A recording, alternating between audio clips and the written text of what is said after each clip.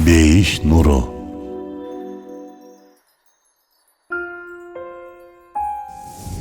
Биз алакан жайып дуа кылган кезде Аллах дуабызды кабыл кылып биз сураган нерсени берет.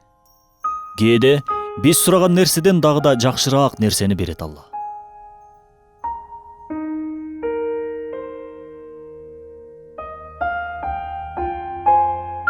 Мисалы, Аллахтан эркек уул сурайсыз.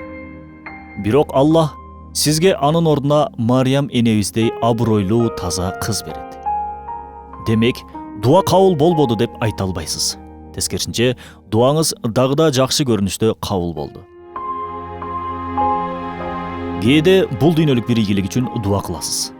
Бирок сураганыңыз болбой калат. Демек, дуаңыз акыреттеги ийгилик үчүн кабыл болду. Жогоруда айткандай, дагы да жакшы абалда кабыл болду. Негизи Аллах биздин ар бир дуабызга жооп берет. Болгону акылмандуулугуна жараша кабыл кылат. Ойлонуп көрүңүз.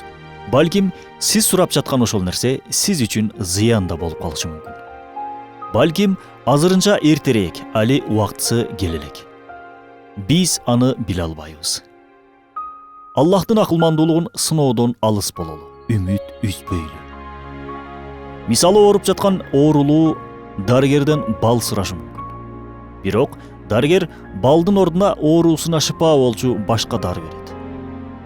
Дарыгер оорулууну укпай койду деп айта албайбыз. Тескерисинче, анын дартын дагы да жакшы билгендиги үчүн ага ылайыктуу дары берди.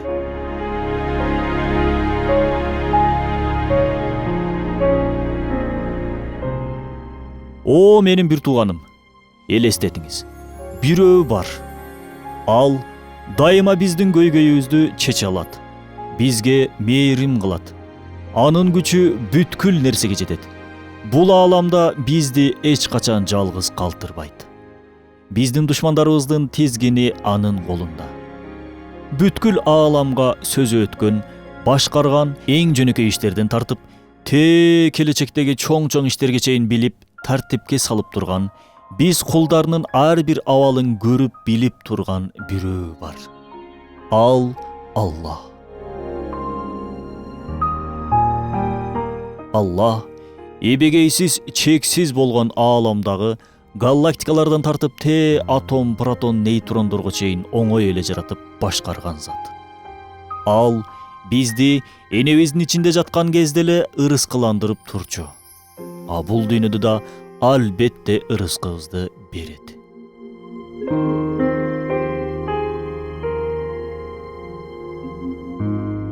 Элестетиңиз. Бул дүйнөдө эле жакын бир тууганыбыз чоңураак бир кызматка келип калса, канчалык ишеним пайда болот. Баланча-баланчаевич менин жакыным деп каерге барсак мактанып, сыймыктанабыз. Таянар тообуз, ишеничибиз ошол жакыныбыз болуп калат.